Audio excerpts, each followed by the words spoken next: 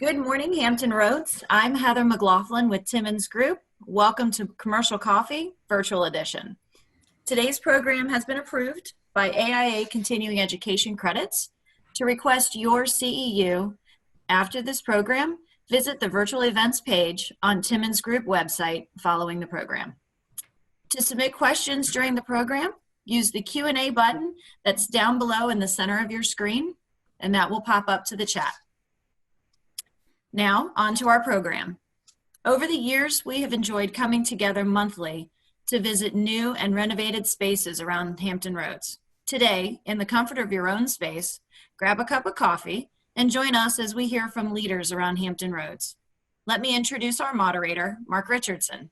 He is the principal in charge of Timmons Group Hampton Roads office. Mark? Hey, thanks, Heather. Welcome, everyone. Good morning. I hope everybody's got their cup of coffee with them. We're going to get started here a little bit. Wanted to thank everyone for joining us today. Our commercial coffee is put together along Timmons Group and our partners at Williamsburg. We really appreciate you joining us.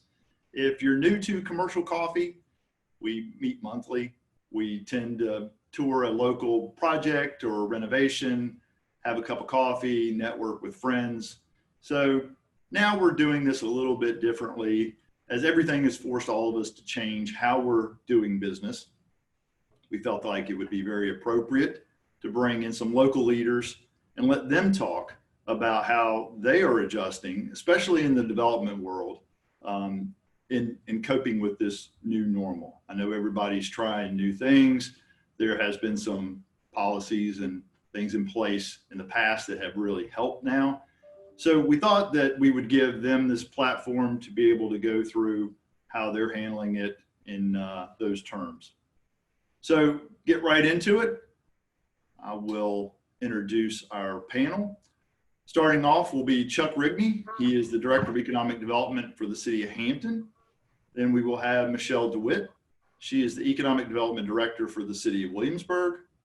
Chris Johnson, Director of Economic Development, James City County. David Callis, Director of Economic Development at the City of Rigney. Jim Noel, Economic Development Director for York County. And Carol Meredith, Assistant Director of Development, City of Newport News. So what we are going to do for our program today is we're going to have about a 5 to 8 minute introduction by each of our panelists. Let them go through what they in their local jurisdiction have been doing new and interesting in the world of development. And then we will follow that up by some question and answers. So if you notice down at the bottom of your screen, you've got a Q&A button that you can go to. Like Heather said, enter questions. We'll do our best to get to them. We're kind of a little tight on time with the number of panelists we have, but we will do our best to try to accommodate. So up first, we will go to Chuck Rigney. Chuck, do you want to get us started? Well, I would, and thank you again for the nice invitation to be a part of this panel with all my friends in economic development. And hello, everybody. Looks like I see 74 people have already joined us, so this is a really great forum. Thank you for organizing it. Maybe let me put in a little plug for you guys too, because one of the biggest things that's happened here in the city of Hampton is that our Hampton Roads Center North just last week was given confirmation of its Tier 4 status under the Virginia Sites program. And as most of us know in economic development, Timmons Group helped facilitate that statewide for a lot of us, and working carefully with Joe Hines and some others and yourself, Mark. We met the conditions and went through the review process and just last week given official notification that our Hampton Roads Center North project, 200 acres of property ready for development, did meet that criteria. So we're a Tier 4 site and very excited about that. That park, by the way, is right off of Magruder Boulevard. We're near where NASA Langley and the Langley Air Force Base is. And the only thing I would mention maybe before I move on to another topic is that Magruder Boulevard, you may have heard on the news, is going to be named Neil Armstrong Parkway in honor of the great first man on the moon. And so over the next year, you'll be seeing maps and signs beginning to take place to replace Magruder Boulevard with Neil Armstrong Way, and it will intersect with Commander Shepard Boulevard. So we're really excited about honoring the events of some 50 years ago with the Apollo landing on the moon. And so a lot of things going on out that way. Given the few minutes that we've got, I thought I'd mention another thing about how we are dealing with this COVID-19 problem. And one of the things that we've done is institute a forgivable loan program of $10,000 maximum.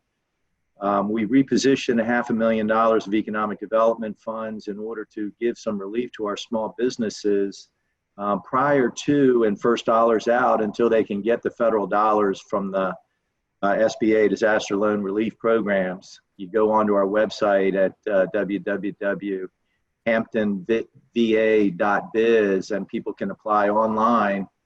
The program runs through September 30th or until we run out of that $500,000. And we set it up about 2 weeks ago, and right now we've got approvals for about $200,000 of that $500,000. You can borrow the up to $10,000, and so long as you keep your taxes through August the 1st current, that amount of money is forgiven. So it's a way of sending some level of first dollars to our small businesses, and we hope it's just a small indication of the support that we have for our small businesses here in Hampton. We also have a tax relief program that's being run out of our treasurer's office. And that basically will buy some additional time for people to pay your taxes. So it's kind of a two-pronged program. You can accept one or the other, the small business relief program or the tax relief program. All those applications come into my department in economic development. We immediately send the ones that are for the tax relief program over to the treasurer's office. And then we handle the other small business relief program with a loan review committee and then the distribution of those funds. So small measure of relief, some type of love, but as we all know, the federal government is the only folks that can really help us get these small businesses back on their feet, given the scope and enormity of this problem that we're facing. Along with other things, I would just say that our business activity levels are fantastic. People want to do business. We're doing a lot of Zoom meetings, which has really been a godsend to us. And so I would say that we're extremely busy. We're all itching to get back into a normal world, but we're also making do and trying to keep things going. So with that, I think we're really making the kind of keeping that momentum that we had in many of these areas, and we're really pleased that the amount of activity that we're continuing to see come in is a strong indication that Virginia is open for business in a little bit of a different way.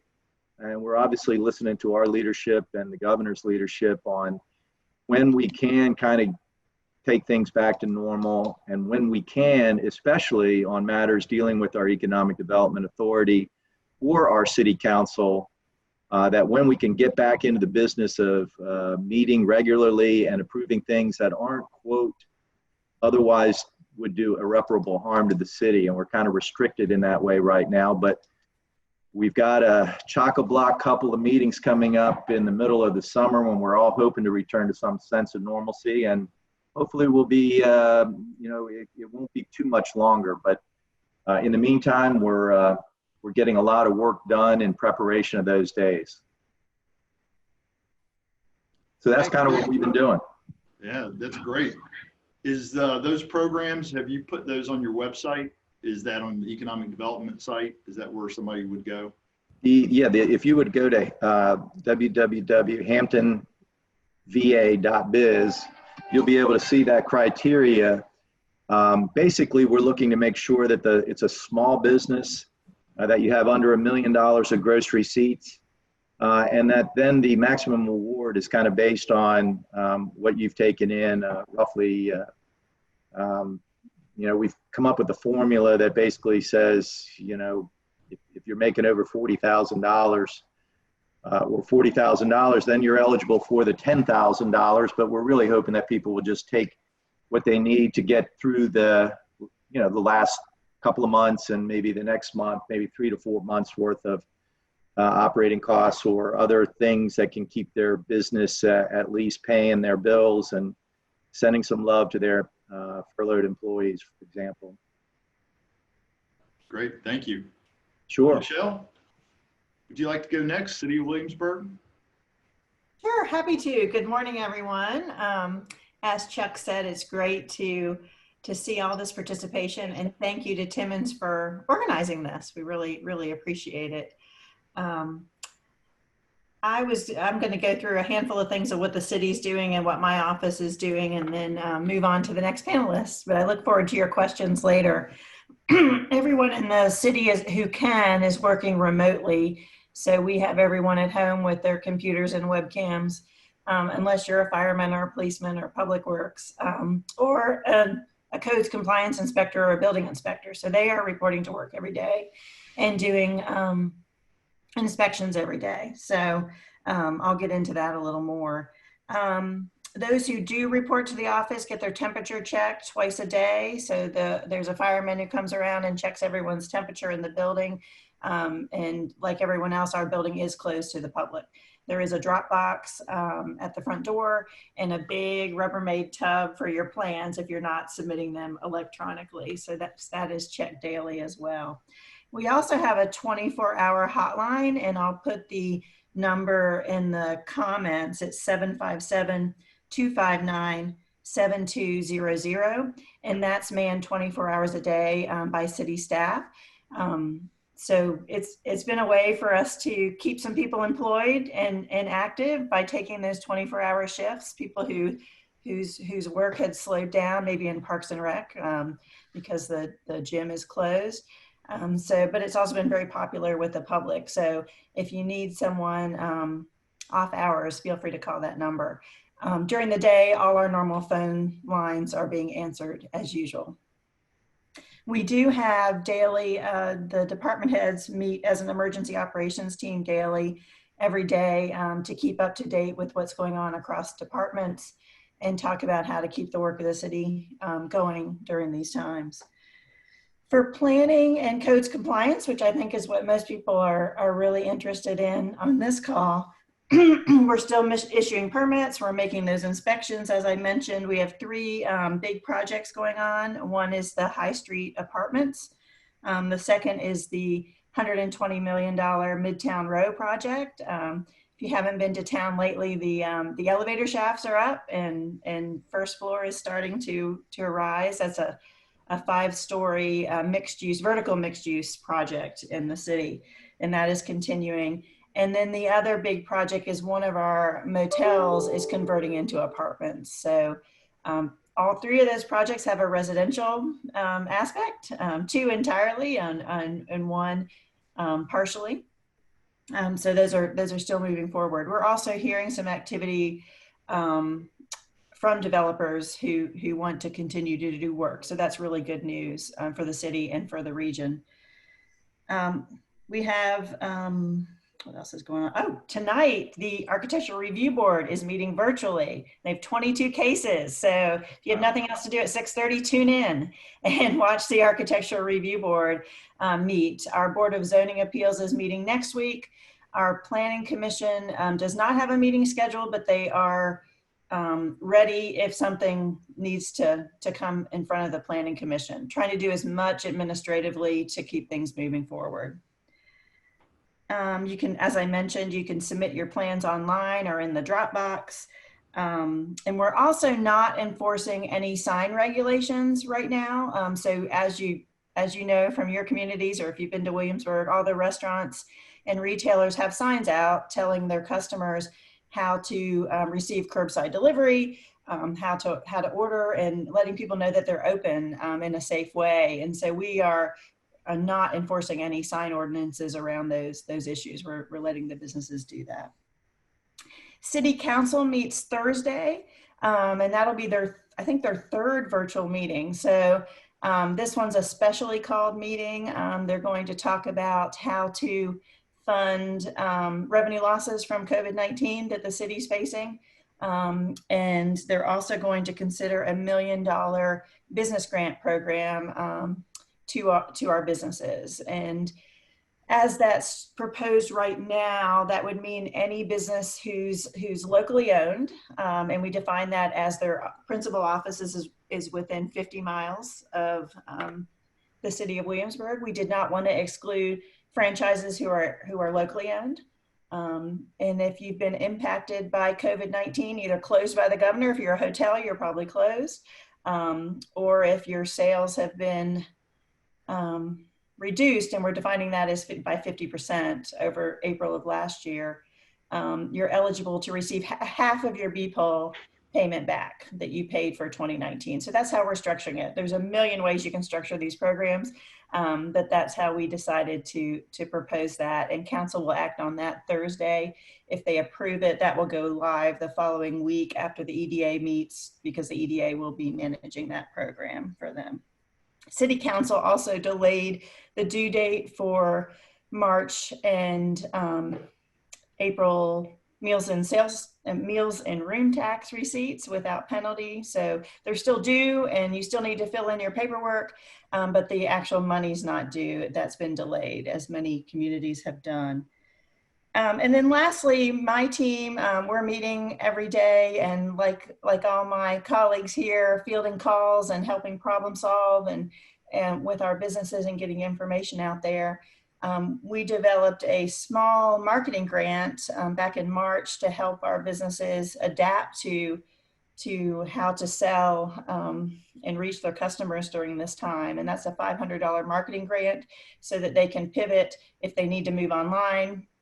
Maybe they need to set up online e-commerce on their website, or maybe they just need to print menus to hand out curbside. So we're being flexible in how that's used, but that's a $500 grant out of my office. And then lastly, our business roundtable that we hold every month continues. We're doing that virtually. Congresswoman Loria spoke to us last month, and in May it will be our Tourism Council. Vicki Simoneau, the president of our Tourism Council, will speak, and that's on May 20th. So check out our website. It's yeswilliamsburg.com, and all of that is there. And we're also just a phone call, text, or email away. We enjoy hearing from everyone and wish everyone the best during this time. Thanks, Michelle.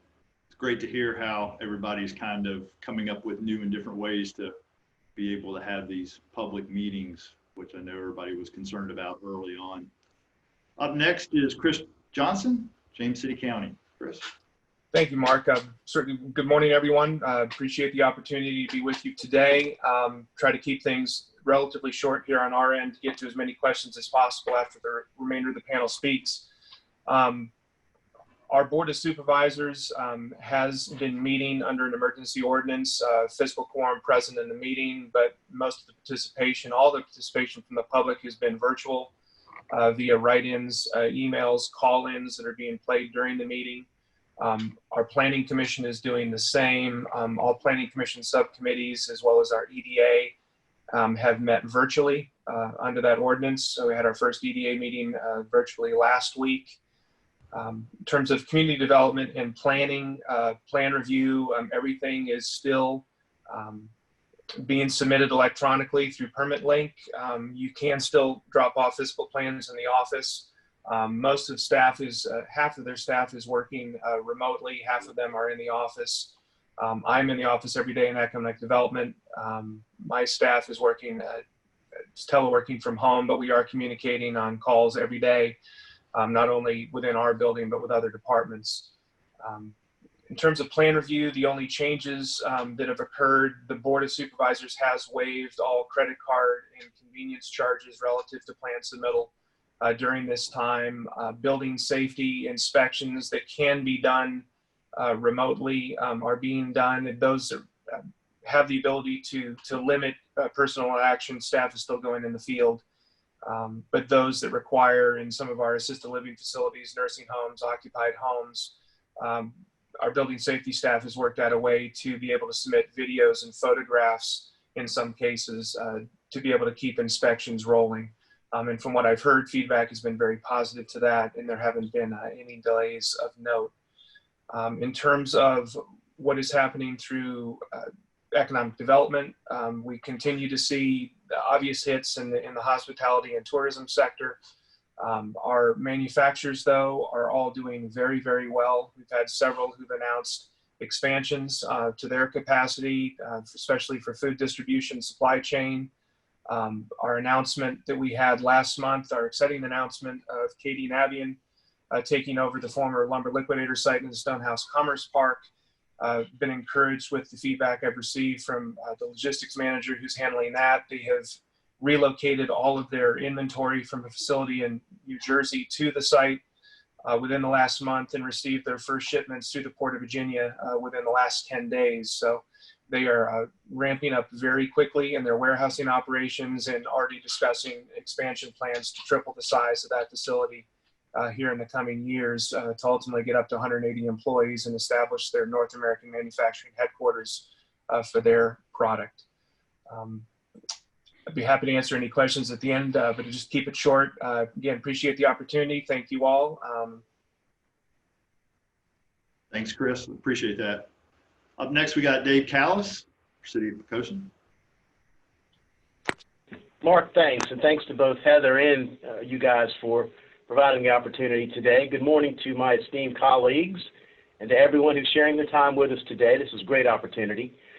Like many of our neighbors, Pocosin is continuing to operate telephonically and electronically, with our city office buildings currently closed for public access.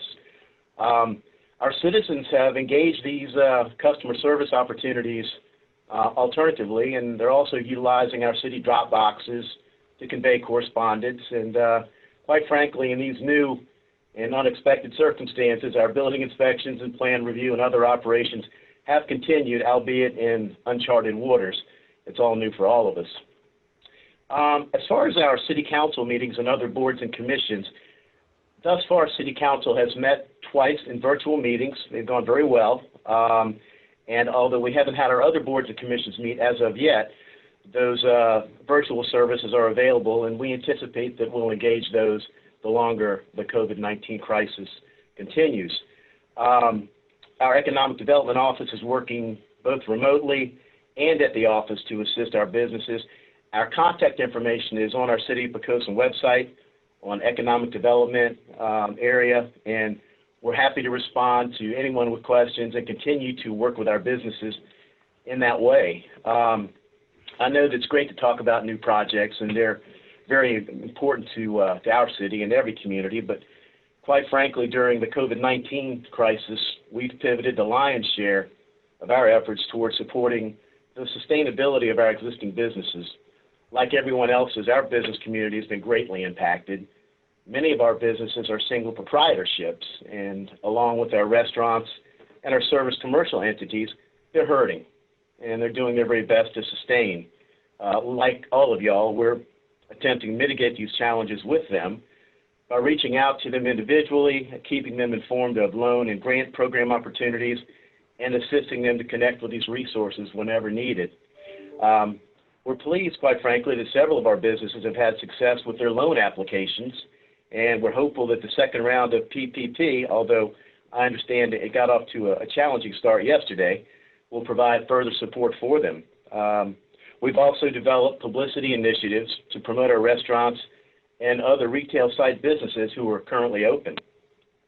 One interesting thing I wanted to note, we have a Whiff Creek road widening project that is in the offing. We're currently moving utilities for that road widening, and because less traffic is on the road, interestingly enough, that process has become easier. And so we were surprised to note that happened, but certainly we're making some strides in that area. Now that's a joint project with our good friends Chuck Rigney in the city of Hampton, and hopefully we will all move forward in the next few years and have road widening on both sides of that access point, and also a new causeway. So we'll certainly keep everybody posted on that. As far as our budget process, City Council had a public hearing last night. We anticipate that Council will consider budget adoption in 2 weeks on May 11th. As y'all have noted, business tax support initiatives, one of the things that City Council adopted last night was the approval of a waiver of the 2% penalty effective for the June 5th tax filing date. Essentially what that does is to give qualified and approved individuals and businesses who can demonstrate financial loss due to COVID-19 the opportunity to pay their taxes without penalty through June 30th. Some of the challenges that we have noted already, and I'm sure that you all share this as well, the inability to meet in person with developers for project review is a challenge, though we're doing our best to do that in other ways. Just a lack of an opportunity to hold a traditional in-person public hearing. And obviously we know our commercial friends are suffering potential increases in shipping time and costs for materials, and we feel like basically everything is just going to take longer during this critical time. But we're all in it together is what I keep hearing, and hopefully we'll all be on the other side of this very soon. So happy to take any questions, and again, tickled to death to be here with my colleagues and with all the commercial friends gathered this morning. Thanks, Dave. Appreciate that. Jim Noel? Thank you, Mark. And thank you, Heather and Timmons and Williamsburg for putting this on. Appreciate the opportunity. Talk to the development community. We are, I don't want to say ditto, but much like all the other communities, and I don't want to be redundant here, say some time for questions, but we're operating remotely. Our offices are all closed, and I'll go through in a minute, get a little more granular about the development processes and how we're handling them. I use granular, also try to use collaborative later and pivot too, so pay attention, please. But I wanted to take a minute. I have the privilege to serve as the president of the Virginia Economic Developers Association, and we've been putting on weekly Zoom meetings with representatives from the state, from different agencies. And I will say one of the outcomes, while we've taken a real body blow, particularly here in the historic triangle because of the hospitality industry, I've noticed there seems to be a lot more collaborative activity and people are a lot more creative. And I want to assure everyone out there that we are getting full support from the state through these calls with VEDA, the Virginia Economic Developers Association, and the Virginia Economic Development Partnership. We're getting weekly briefings from Stephen Murray, who's the president and CEO of VEDP. We have the head of Housing and Community Development on there, Eric Johnston. We've had Jody Keenan from the state SPDC office.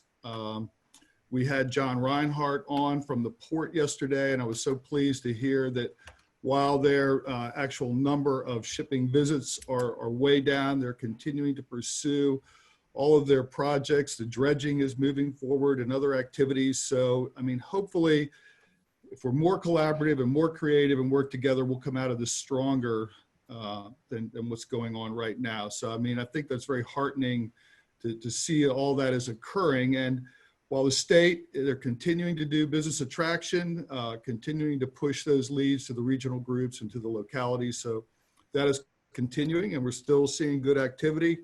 We've seen a few project opportunities here in York County. So I'm pleased that is continuing despite what's going on. On the regional level, we, York County, James City County, and the City of Williamsburg, we have the Greater Williamsburg Partnership, but we also still continue to work collaboratively with HREDA. I'm sure you're all aware they've done a pretty exhaustive business survey. I think it was called Wave 2, and they got more than 400 responses to that survey, and that's going to provide us with a lot of critical information as we move forward. And we're doing that same thing on the local level, all of us talking to our businesses and collecting information and trying to plan for the future. My EDA has met once with a Zoom meeting. We're meeting again today at 2 o'clock. We're continuing to fund local grant programs for our businesses that we've had in place for some time. And we've broadened the scope of some of those. For example, the e-commerce program used to be just for websites, and now they can do search engine optimization and other sorts of things with that grant to try to be more effective on a digital level. So we're trying to broaden our game to help our businesses with respect to a big grant program. kind of decided to keep our powder dry right now, what funds the EDA has. We're going to be establishing a business recovery task force at this EDA meeting with representatives from the EDA and the business community and the chambers to look for a plan to bring our businesses back as fast as we possibly can when we're able to. And until that time, obviously continue to support them in every way that we can. On a strict development level, we are doing some really cool things. I'm really proud of our Planning and Development Services Office led by Susan Castle. They're doing some really creative things. We're doing building inspections both in person and we're doing it via FaceTime. I thought that was pretty cool to keep that ball rolling. Like the other localities, we're accepting plans. You can drop them off. I'm not sure how big our bin is. I'm impressed Michele knows how big her Rubbermaid bin is for the plans, but I'm sure ours is big enough. You can also submit your plans electronically, dsplan@yorkcounty.gov. And so we're continuing to keep those processes moving. The Planning Commission has met remotely, as has the Board of Supervisors. So all our bodies are obviously continuing to operate. We are encouraging folks that have rezonings though, to wait until we can have some sort of in-person meeting, thinking that that'll be a more effective process. It's a little difficult to do some of those more complex cases via a Zoom meeting. So we would encourage those that have a rezoning request perhaps to wait a bit longer if possible. I think those are the major points I wanted to cover. We're still open for business and operating here in York County and can't wait till we come out of this. And thank you very much for the time. Look forward to any questions. Thanks, Jim. Appreciate it. Carol Meredith, City of Newport News. Carol. Thank you, Timmons Group, and thanks to my fellow economic development colleagues. But most of all, I want to thank those people who are attending this virtual coffee hour today. I think this demonstrates the real strength of our professional economic development community here in Hampton Roads, that we are availing ourselves of these types of opportunities. And that gives me great confidence that we will be, as a region, well positioned to navigate through the recovery that we're all looking forward to. I'll open with a brief bit of insight about the status of physical development activities in Newport News. Rezonings, conditional use permits are still being filed, still being reviewed. Site plans continue to be submitted. We are holding virtual site plan pre-design and review panel meetings. The building plans examiner continues to examine plans and comment on plans and is certainly doing a lot of things via phone and electronically. Our trades inspections are happening, and yes, they are Facebook and virtual and all kinds of creative ways depending on what the building is that they are having to go in and do a trades inspection. We've got a VDOT public forum. We've already had one. We'll have another one taking place in the next few days. So we're really making the business of local government roll on. It's just we're doing it in new ways. A lot of electronic submissions, a Dropbox, yes, at our City Hall for the few paper transactions that are still required, and virtual meetings through platforms like Microsoft Teams and Zoom and others. It's really proving for us to be a very productive time for the departments that are involved in physical development. It seems now that we are having fewer non-productive meetings that show up on our calendars. And the meetings that do show up are focused and really on point. So that's been a joy. Our City Council has met once virtually, April 14th, and they are meeting again tonight virtually. Our EDA is holding its first meeting during the pandemic this Friday, May the 1st. It will be strictly limited to handle pandemic-related businesses, assistance, and recovery matters. We are going to be rolling out our Newport News Small Business Resiliency Grant tonight at City Council, and then the EDA board will take action to authorize that on Friday morning. And I can provide a little bit more information about that during maybe the Q&A session. I want to be respectful of everyone's time.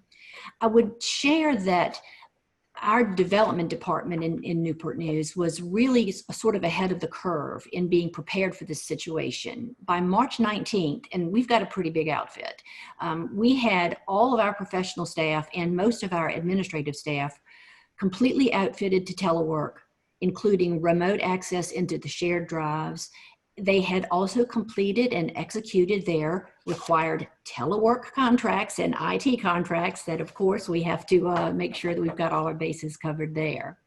It took us about a week to sort of grope through how this time was going to look and how it was going to feel. Most of all, how we were going to interact in these new and different group dynamics. And then we found our rhythm. I can confidently say that we are continuing to really deliver top quality service to both our citizens and the business and professional community. So we want to continue to be, Newport News, where great things are happening, continuing to make all those opportunities take place. Thank you, Carol. Appreciate that. And it seems that we've got some very consistent messages across the jurisdictions. I know one thing that, Jim, you touched on was the fact that you are telling the development community maybe wait a little bit on the rezonings. I know I've heard it in some of the panelists where they said that we're having reviews of those applications. What is the latest on having public hearings? I know that seems every jurisdiction has to make that legal determination themselves based on the latest I heard from the state. And this is open to anyone on the panel, but what is the latest that is your understanding of if this does go longer? How will we have public meetings to start that part of the development process, which is pretty integral? It seems like the vast majority of things need to go through public hearings almost anymore, especially if they're of any size. So open that up to the panel and see what your thoughts are.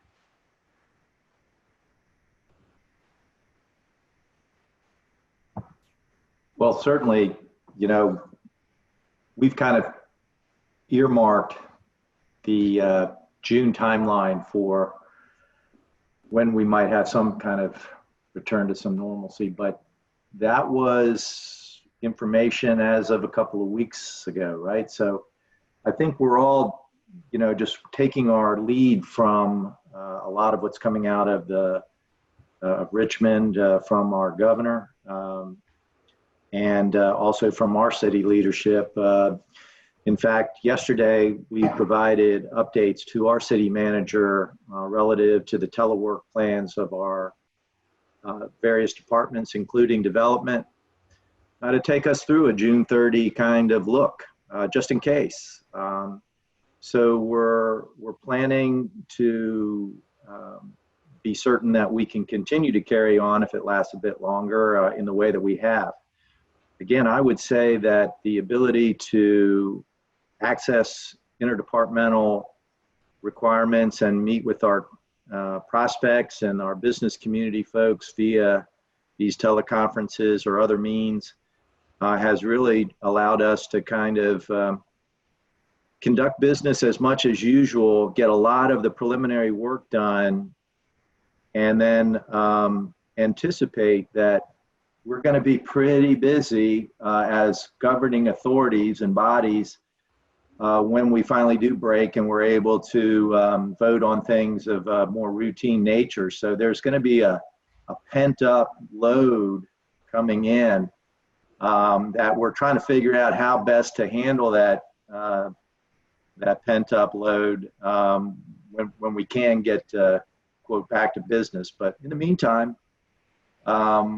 we updated our most recent activities, those things that we can work on. In the meantime, we're using a lot of this time to have our team look at training webinars and participate in other kinds of professional engagement type of activities that can broaden their own economic development backgrounds.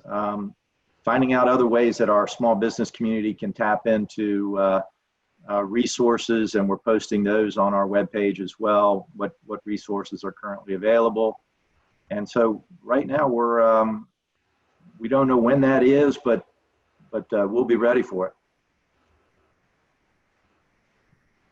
Mark, specific to your question, and I'm not an attorney, but I did stay at a Holiday Inn Express, but I do believe with the governor's amendment that we are able to push forward with meetings and with public hearings as long as you provide an opportunity for citizens and interested folks to call into those meetings. If I'm incorrect in that, someone please correct me, but we do have a the virtual planning commission meeting scheduled for May 13th. And I'm sure there will be public hearings associated with that. So the processes will go on, albeit, electronically.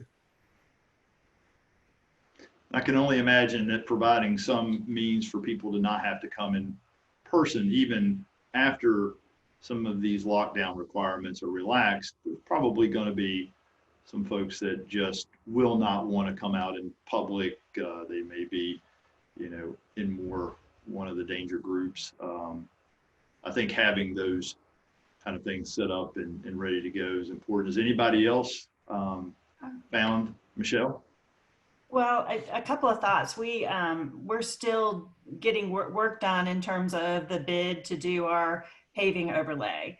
So they took the bids out in the parking lot, opened the bids out in the parking lot, 6 feet away from each other, and then at the council meeting awarded that bid. And if you haven't been downtown lately, they're milling Duke of Gloucester Street right now. So I think that's good news for this community. But in terms of the public hearings, we'll have our first public hearings this Thursday. We have 3 of them on the agenda.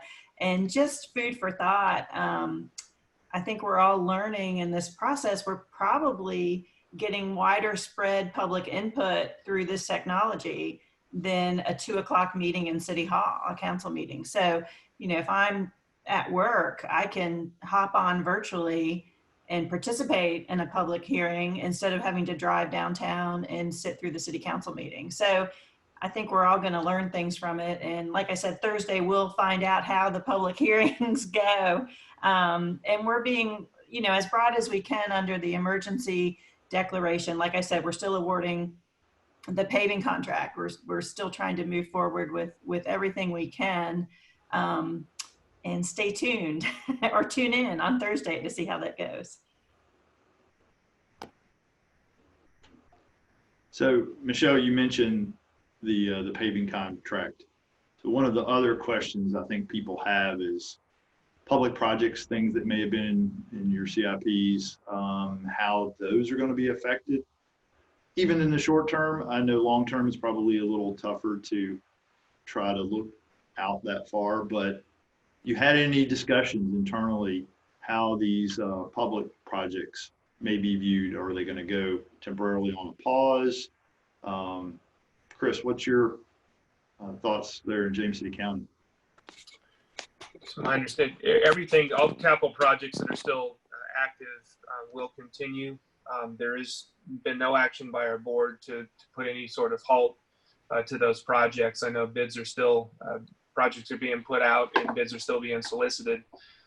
As the board gets through its budget, I know the budget adoption has been pushed back into June to try to get better revenue projections put into that. And certainly the hits that are going to come from revenue side will likely come at the expense of some longer term capital projects.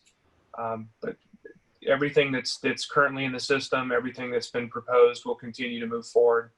I don't anticipate there being any change. James City County is also in the first third of the comprehensive plan update. I know land use applications are still active via the community development department through the first week or two in May. And the planning commission's meeting, the board meetings, public comment has come in. Citizens have been submitting questions in advance. In many cases, I think it's been more efficient. More information is coming through in advance for staff and the board to be able to react to versus a night of meeting.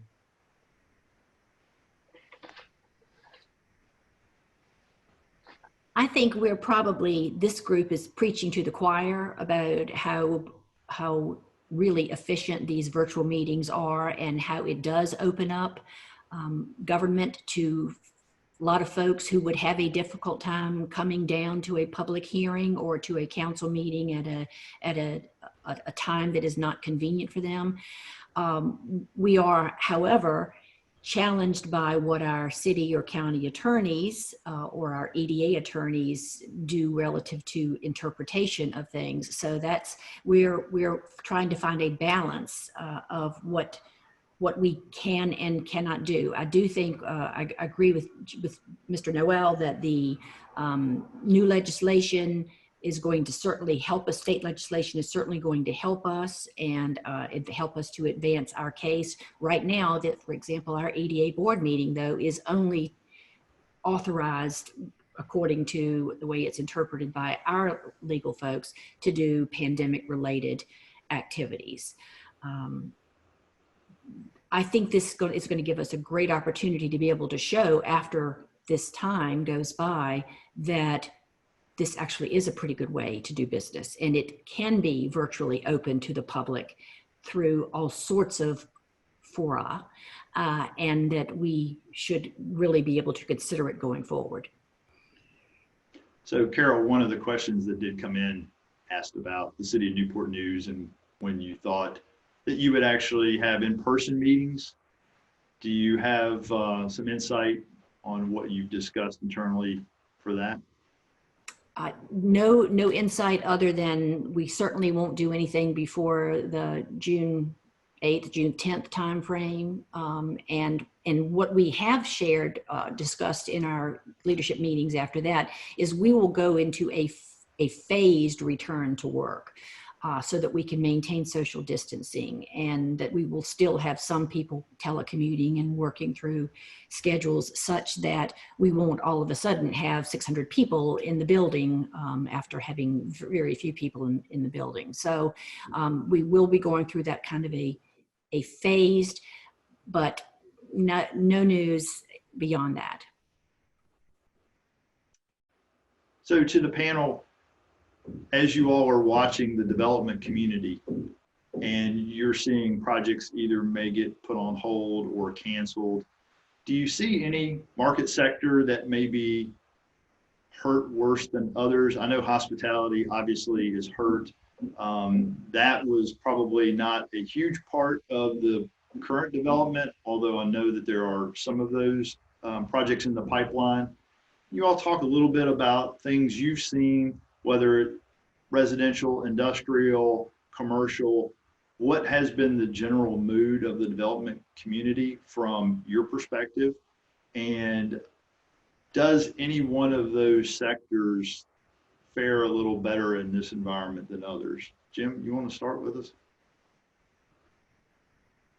Well, I think what we've heard from the state primarily, my prospect flow wouldn't necessarily be representative, I don't think, in a broad sense of all the communities here, but there are sectors that are still doing very well. I know Chris alluded earlier, his manufacturing operations are doing very, very well. Things like data centers and things in that realm are continuing, I think, to be strong. As you noted, the hospitality industry is an absolute mess, and that's a huge problem for us in the historic triangle. But I think there's going to be a lot of opportunities moving forward, and the state has acknowledged this too, for reshoring of some things as we reevaluate the supply chain and look at the problems that it's caused by depending on goods from other countries. So I think there's going to be some clear opportunities there, and the state is also taken an active role in assisting manufacturers in shifting from what they may have been doing to personal protective equipment or to other things that they can manufacture now that there's a high demand for. So I think there's going to be some unique opportunities in those realms, but hopefully we'll see a shift in bringing more things back to the United States that we can all capitalize on. Chuck? Sure. We continue to see strong multifamily developments going on, projects, Monroe Gates and Phoebus. If you've not been through Phoebus lately, you'll see that Dan Ashton, Whitmore Corporation is well underway and should be delivering a really exciting new project, steps from the main street there in Phoebus. The Lumen Apartments I mentioned earlier in the Hampton Road Center North area. WVS, which did Rockets Landing up in Richmond, is working with us on getting out of the ground in downtown Hampton. The Ellipse, which is Bruce Berlin and a partner, is going on in the Coliseum Central area. Other apartment developments have continued to come online and don't really see a whole lot of slowdown there yet. Clearly our retail and small retail, the funky eclectic types of restaurants and bars that have really kind of made downtown Hampton and Phoebus kind of cool places to go to, are really taking it on the chin right now. And we've got, a lot of work to do to fire that back up when we can. Really had great momentum there, and we're on a hiatus, so to speak, and so that really is difficult. But in terms of industrial prospect activity, we've seen quite a bit, commercial activity quite a bit. So we're still feeling good about people wanting to get things going, but clearly our hospitality industry, as the other folks have alluded to, is taking a whack. It isn't as bad as we might have initially thought, but the numbers lag a bit, so we're expecting to continue to see some sagging there. But visiting our parks and our tourist destination locations is way off, and we can't wait to get them back open and going on too. So, but still quite a bit of activity, and we think we'll pick up where we left off. It really is just letting us do some more of the paperwork right now. Right. Well, and that kind of segues. We're kind of nearing the end of our time here. Don't want to take up too much of your day. I know you guys have a lot on your plate, but one last question, and I'll go through and let each one of you answer this question and then follow up with any final comments you may have. But Joe Hines, who you mentioned before, is the principal in charge of our economic development group. He wanted to know from each jurisdiction, with all the momentum that was gained coming into this from an economic development perspective, what do you see for your particular jurisdiction that it may be in the pipeline, maybe something that you think as this rolls out, you're really going to have something there that's going to generate some real interest and some momentum moving forward financially. So let's go in reverse order from when we started, and then so we'll go with Carol first. We are definitely using this time to build and to shore up relationships. Business retention and expansion is going to be critical to come out of this pandemic time. Fortunately, I would say that our area, with its dependence on government contracting, is not going to be probably as hard hit or as devastated as perhaps some areas of the country. It's funny, we always get criticized about our reliance on defense contracting and government contracting, but in this case, it may turn out to be something that keeps us from being completely devastated financially.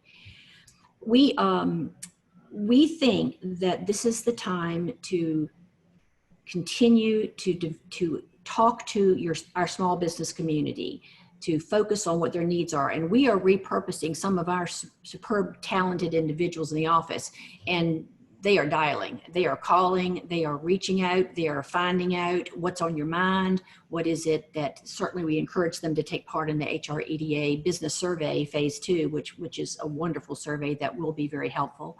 But we are really working very diligently to be problem solvers for individual companies. We also have found a number of instances where some of our advanced manufacturing, Canon being one, are able to to switch over and do some PPE manufacture and collaboration, which has been very exciting to see. So coming out of this momentum, it's, taking care of our BRE. It's continuing to see the prospects that come in from HRADA and through the state, and just continuing to be professionally developed so that we are all ready. Thanks, Carol. Appreciate that. Jim, what are your final thoughts? Well, I couldn't agree with Carol more. The number one priority, and candidly, that's always been my number one priority, is helping our existing business community. And they're going to need a lot of help coming out of this. So we're going to be looking at every possible way to use what resources we have to assist them. And that's going to be job one without a doubt. And this time has allowed us to talk to a lot of our businesses and to gain more input. And so that's been a very positive thing. Another thing we'll be looking at, although capital resources are strained even more, but looking at developing more product, that's got to be a priority for York County. We're running out of available dirt for businesses to take advantage of. So I've got to look to that very carefully moving forward. And I guess the third thing would be, we've got a real focus on some regional projects and regional opportunities. We've worked cooperatively. We have now all 6 communities on the peninsula, plus Gloucester, plus Isle of Wight, plus Franklin, plus Chesapeake, involved in it's called the Eastern Virginia Regional Industrial Facilities Authority, which is effectively a regional economic development authority. And we've got some opportunities there to do some large scale projects cooperatively, pooling our resources and sharing the rewards of doing that. So potentially we have a project that I also got a Go Virginia grant for an unmanned systems testing and demonstration facility, which is actually oddly enough combined with a solar energy project. So I'm hoping that will come to fruition and happen here in the near term as we come out of this. But I'm hopeful that long term, the RIFA will be a vehicle to do some really cool things for economic development regionally that could potentially benefit all the member localities. Thanks, Jim. Appreciate it. Dave, what are your final thoughts? Mark, thank you.